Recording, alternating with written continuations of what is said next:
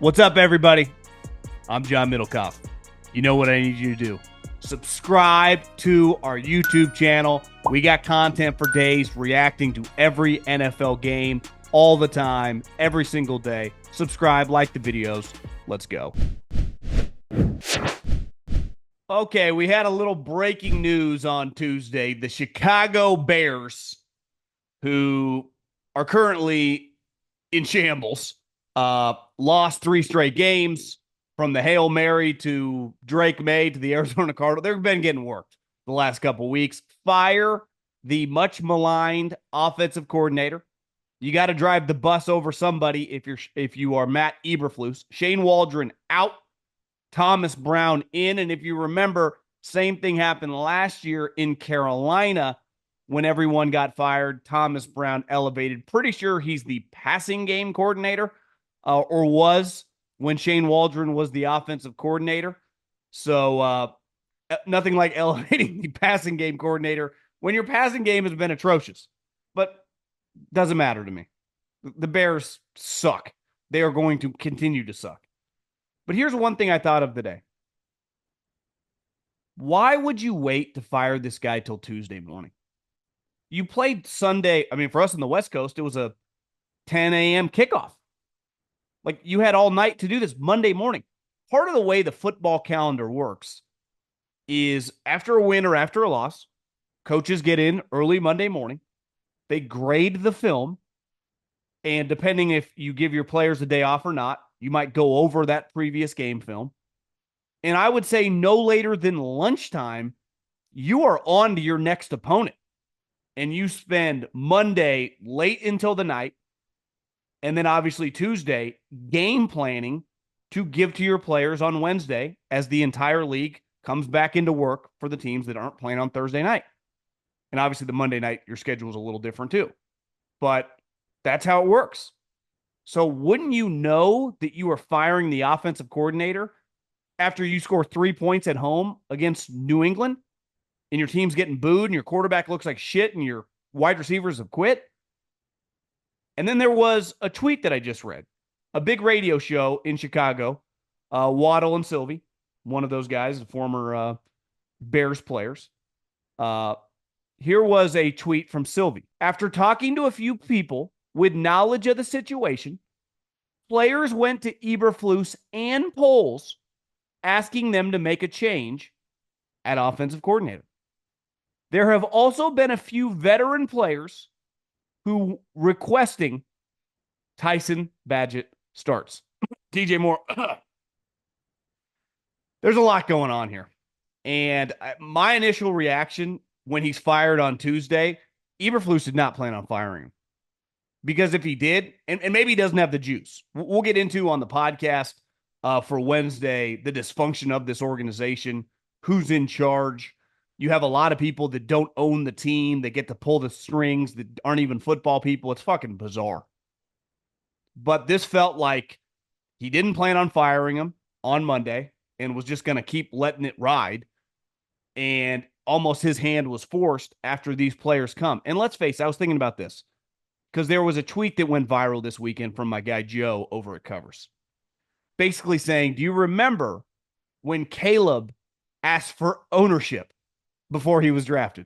Like, hey guys, you want, obviously it's not allowed by the NFL rules, but it was a story that went pretty viral, partly because it's like, this dude wants equity in the team. Like, can you throw a fucking touchdown pass first? And there were some people like, hey, this guy's value, people already acting like he was Mahomes, Josh Allen, or Lamar. Then he plays the New England Patriots. He can't, have a drive go past 20 yards. And let's face it, there is no disputing. DJ Moore doesn't like him. DJ Moore doesn't like playing with him. I'm not saying personally. I'm just saying as a player. And I think sometimes it doesn't matter if you're a football player or if you're an insurance office.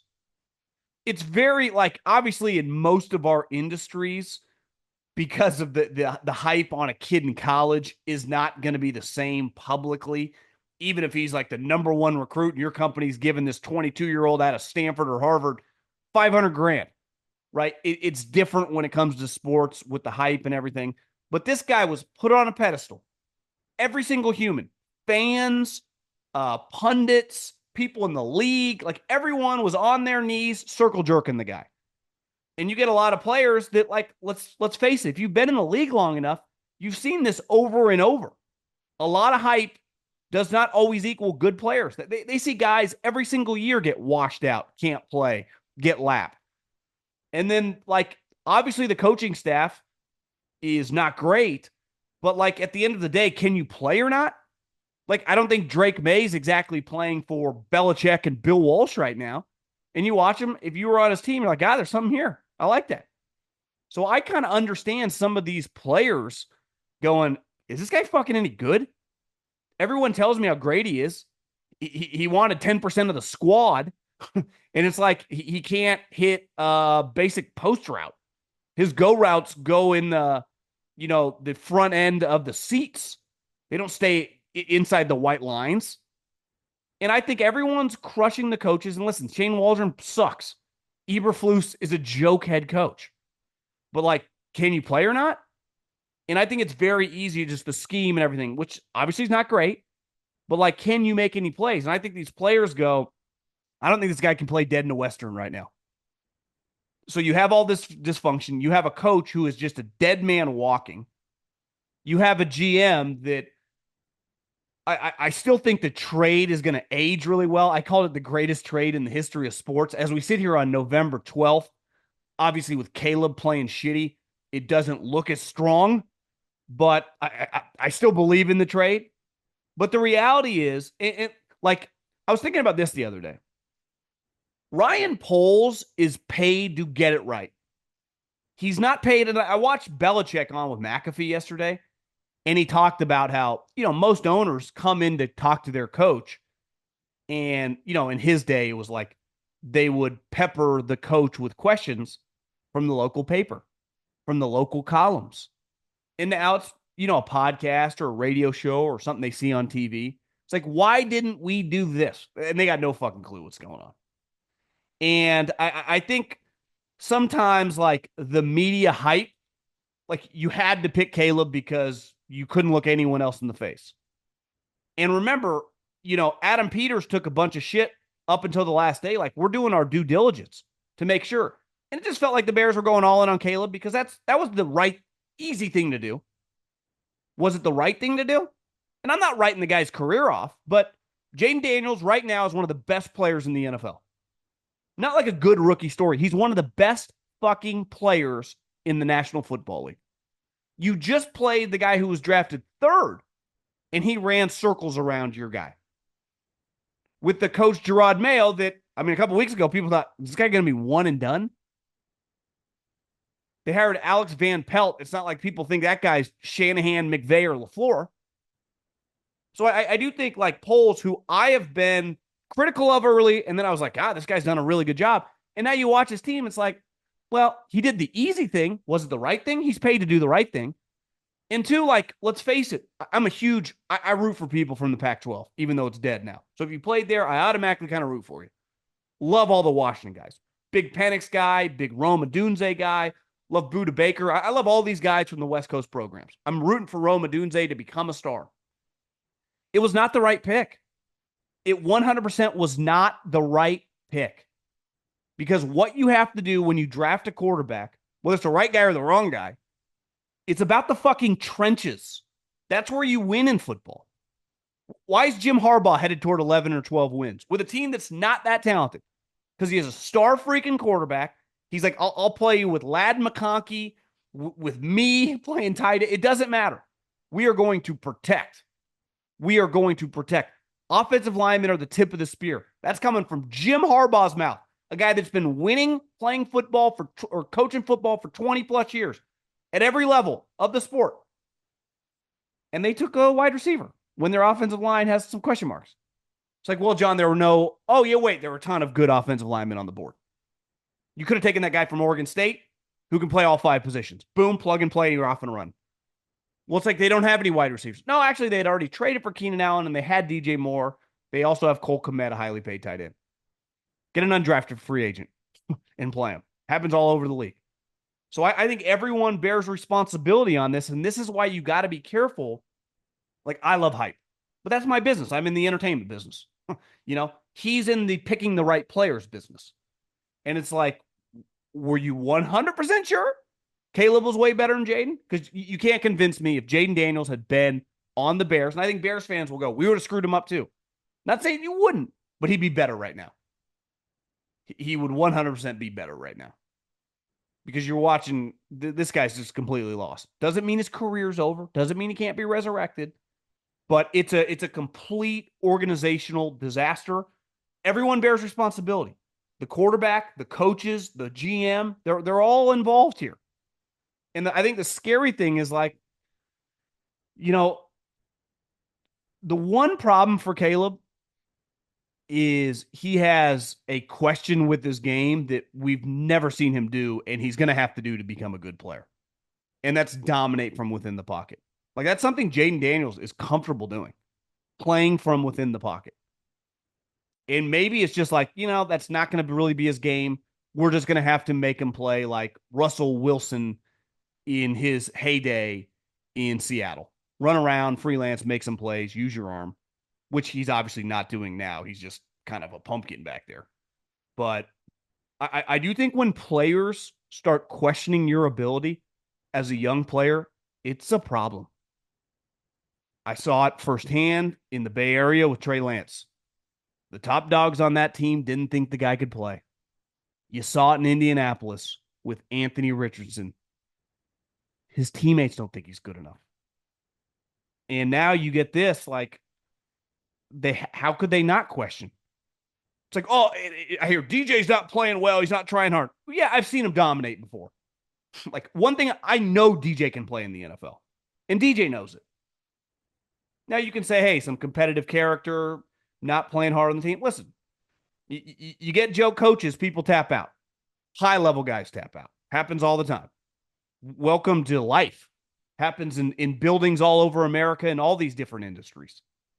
People, once you start questioning a boss, a leader that has no clue what you're doing, someone that, in a quarterback basically is like a manager above you. If you think that guy has no capability of functioning at his job, it's hard to stay locked in.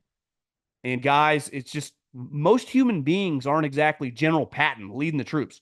Most of us, the overwhelming percentage, need to be led.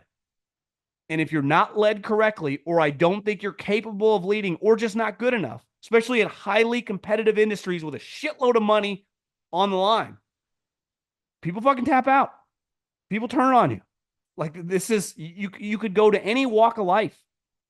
And I just think the Bears, this thing's just weird. It's out of whack. And I understand every side. And I think there's going to be a million excuses for Caleb, and some of them are valid. I also think we have to go like this is not acceptable. It's just not good enough play when you're drafted that high relative to your peers who just, a couple of them, like Drake May is a good example. Okay, like he just looks like a functional player. And I think if you just polled NFL people, like, do you think they have a good coaching staff? Most people would say no. Most people would say no. It's like, do they have a meddling, weird organization? Yeah. Jonathan Kraft and Robert Kraft, since Belichick went, got a little weird too. Tom Brady, McCourty, Hightower, Belichick, Josh McDaniels ain't walking through that door right now.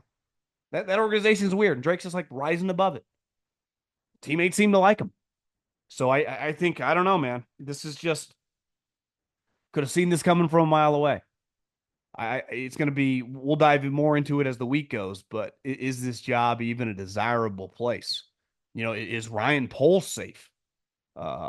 This organization has just archaic owners that I think most people, Chicago Bears fans, would say our first problem is them. Like, they're the issue of being cheap, of not knowing what's going on, of not knowing who to hire, of hiring the wrong people. And we also play in a division now where it's like the Green Bay Packers are essentially the NFC's Pittsburgh Steelers. They're good every year, and they own the Bears. And it's like, well, are the Lions just well run now?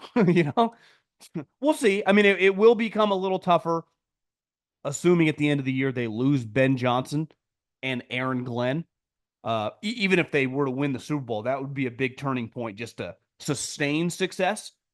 But I think it's fair to say with their roster all under contract and Dan leading the charge, they are going to be, might not be as dominant as this, losing their two coordinators, but I would bet on them being pretty good for a while. And Minnesota has a good coach. Now, some question marks with their young quarterback, right? Who's injured and didn't get to play or even practice really this year. But that's a problem. Like your division, you're not playing in the NFC South here. You're playing in a well-run division with, I mean, Dan Campbell's clearly probably headed for the coach of the year. Kevin O'Connell's a stud. And the Packers just do what they do. 11, 12 wins like every single year. Probably win a playoff game, maybe two. So I just think if you're a Bears fan, it's like, is this ever going to fucking end? And the answer is probably not.